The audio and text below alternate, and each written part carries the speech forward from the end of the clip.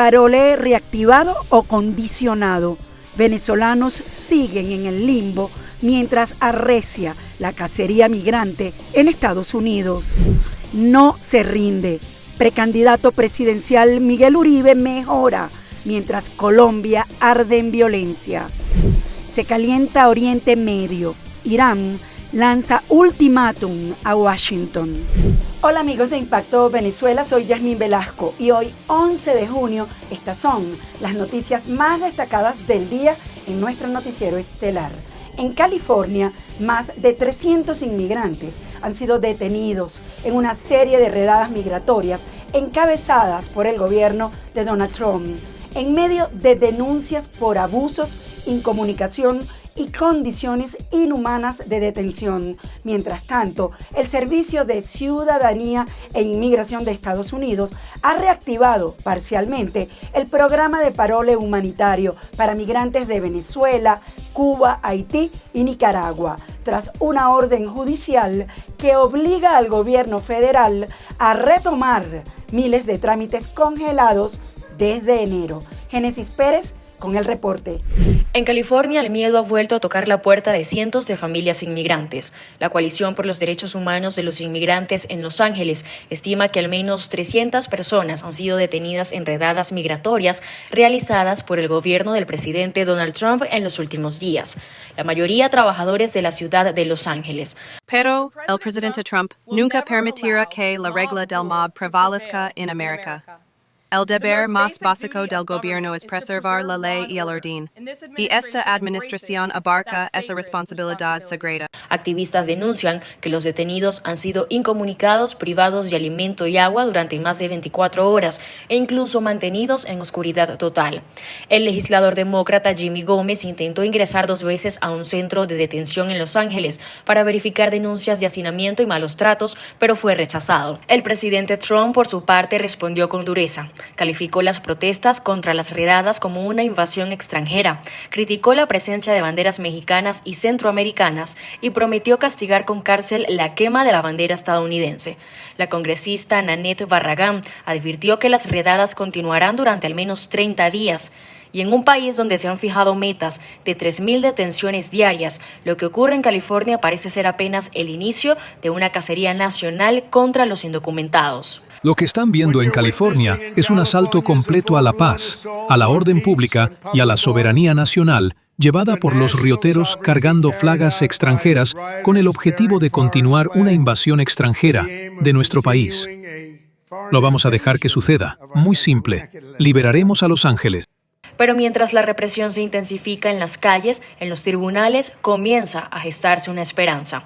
El 28 de mayo, el Tribunal Federal en Massachusetts ordenó al Servicio de Ciudadanía e Inmigración de Estados Unidos reactivar los trámites de parole humanitario que habían sido paralizados desde enero.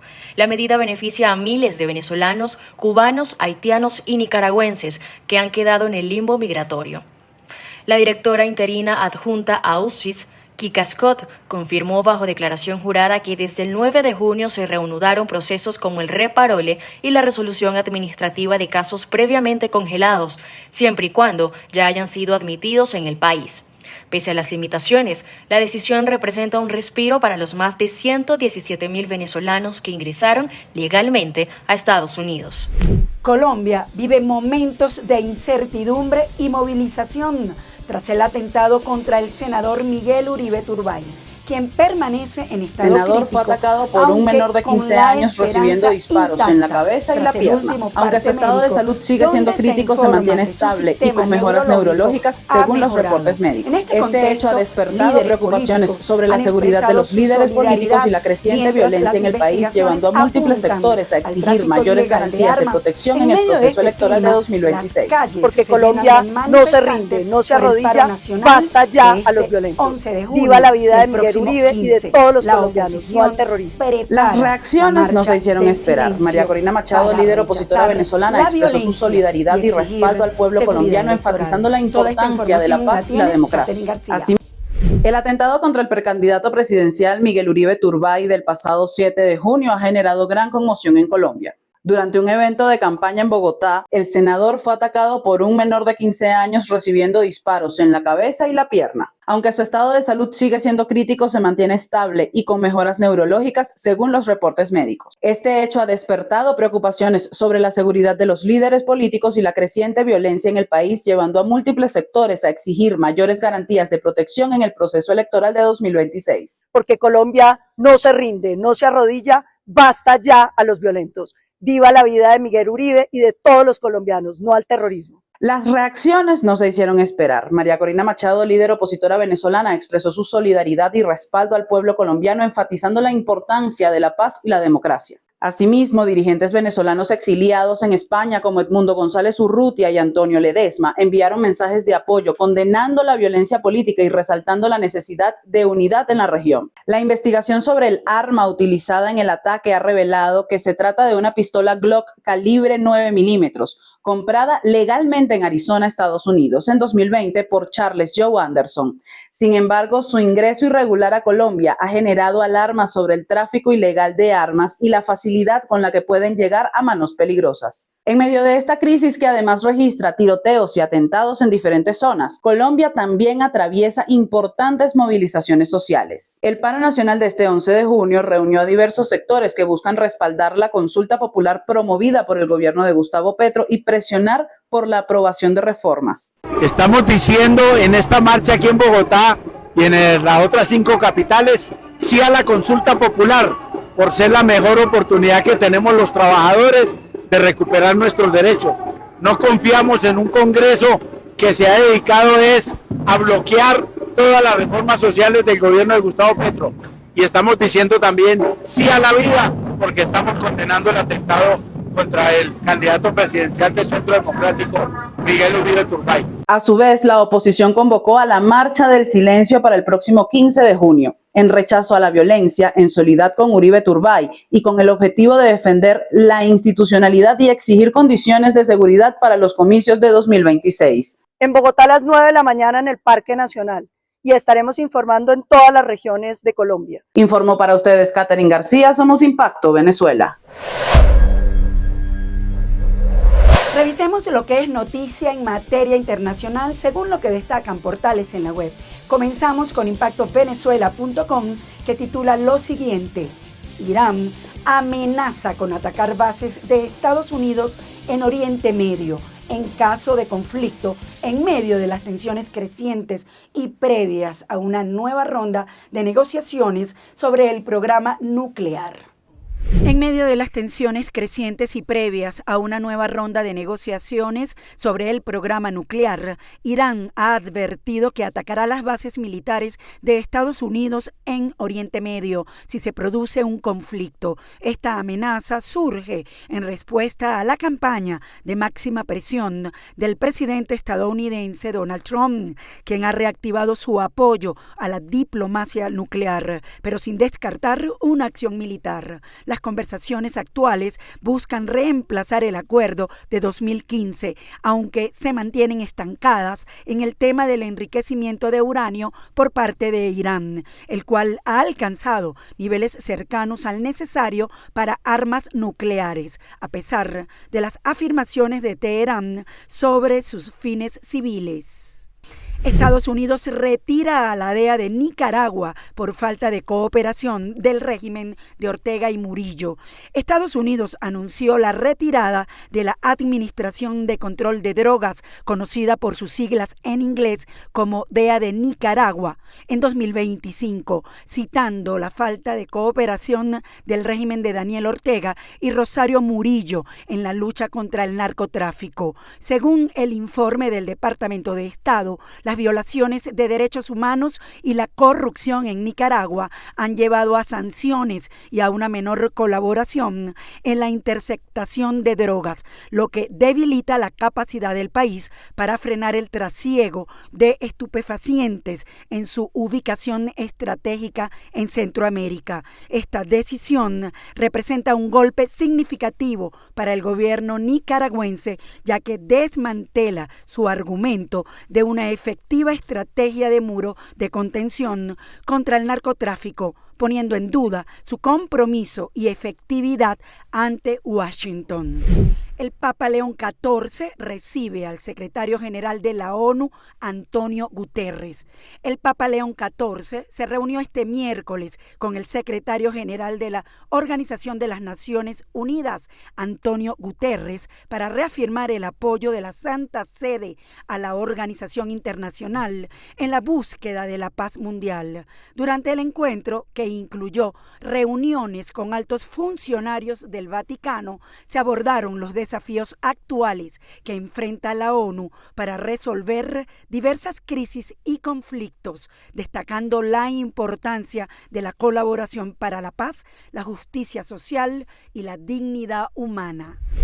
La Agencia Gazatí de Defensa Civil indicó que más de 30 personas murieron y unas 200 resultaron heridas este miércoles cuando tropas israelíes abrieron fuego contra un grupo que esperaba para entrar en un centro de distribución de alimentos.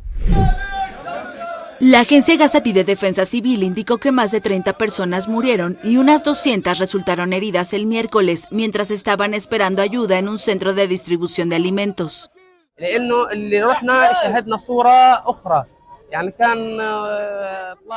Fuimos, pero vimos algo diferente. Nos bombardearon y nos encontramos bajo fuego intenso de vehículos. La situación era muy difícil.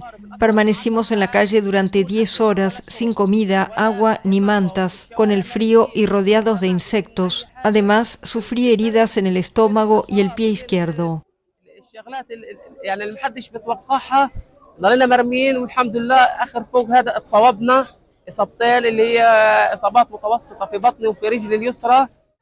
La Defensa Civil de Gaza denunció que tanques y drones israelíes dispararon contra miles de ciudadanos en un centro de ayuda estadounidense. En los últimos días hemos recibido un gran número de heridos en urgencias. Muchos gazatíes acudieron a las zonas de Nabulsi y Netzarim para recibir ayuda y fueron atacados con disparos y proyectiles de tanques. Recibimos un gran número de heridos, unos 200 en un solo día. Las restricciones a la prensa en la Franja de Gaza y las dificultades de acceso al terreno implican que la France Press no puede verificar independientemente los balances anunciados por la Agencia de Defensa Civil, que asegura que los palestinos estaban congregados desde las 2 de la madrugada para recibir alimentos. Varios incidentes sangrientos se han producido desde la apertura el 27 de mayo en el enclave palestino de centros gestionados por la Fundación Humanitaria de Gaza, una organización de financiación opaca apoyada por Estados Unidos e Israel. La ONU se niega a trabajar con esa organización porque, según dice, no cumple con el criterio de neutralidad de vida. La situación humanitaria es desastrosa en Gaza, donde el bloqueo que Israel impuso desde marzo y que alivió parcialmente a fines de mayo ha provocado una grave escasez de comida y medicamentos. Bombardeos rusos causaron 3 muertos y más de 60 heridos este miércoles en Kharkov, la segunda mayor ciudad de Ucrania, en momentos en que Rusia recrudece sus ataques diarios y las negociaciones de paz están estancadas. Al menos 3 muertos y más de 60 heridos dejaron bombardeos rusos el miércoles en Kharkov, la segunda mayor ciudad de Ucrania. Entre los heridos hay 9 niños, según las autoridades regionales. Ucrania denunció que al menos 17 ataques con drones fueron realizados por Rusia en Kharkov, situada a menos de 50 kilómetros de la frontera rusa. Moscú intensificó sus bombardeos en las últimas semanas, pese a los intentos de negociar el fin del conflicto, y ha avanzado a una nueva región ucraniana, Dnipropetrovsk, que limita con Donetsk, epicentro de los combates. Ucrania, a su vez, no cesa de lanzar ataques contra el territorio ruso, pero tiene problemas en el terreno. Las negociaciones para acabar con el conflicto, el peor en Europa desde la Segunda Guerra Mundial, están estancadas. Por ahora, lo único que han logrado es liberar a todos los prisioneros menores de 25 años, así como los enfermos o gravemente heridos. Pero ninguna de las partes ha comunicado el número de soldados repatriados. Según Moscú, el jueves se efectuará un nuevo intercambio de prisioneros de guerra gravemente heridos. Los 2 países también acordaron la recuperación de cuerpos de soldados. Ucrania informó que recuperó más de 1.200 cadáveres de militares muertos en el frente. Por su parte, Rusia indicó que había recibido los restos de 27 militares. Pasamos a revisar los comentarios que nos dejan sobre la pregunta del día de hoy, que se trata sobre la creación del Estado Guayana Esequiba, que forma parte del reclamo de Venezuela sobre la zona. Sin embargo, si la propia nación no ha establecido una administración local funcional y democrática en dicho territorio, la pregunta es, ¿qué tipo de gestión pública se puede esperar de una entidad que no existe en la ley? El Esequibo es de Venezuela, vamos poco a poco. No existe ninguna gestión gubernamental en Guayana, solo unas sillas en Venezuela, un gasto sin gestión. La ocupación en la práctica de territorios es la única forma de afianzar un reclamo histórico y legítimo por parte de Venezuela. Esto ha sido una payasada desde el principio. Un gobernador en un territorio que no se decidió su litigio. Esta tierra es de Venezuela, pero eso no se ha aclarado. Amigos, gracias por acompañarnos en este recorrido informativo. Nos vemos mañana en una nueva emisión estelar de Impacto Venezuela. Y como siempre les recuerdo seguirnos en nuestras redes sociales y canal de YouTube.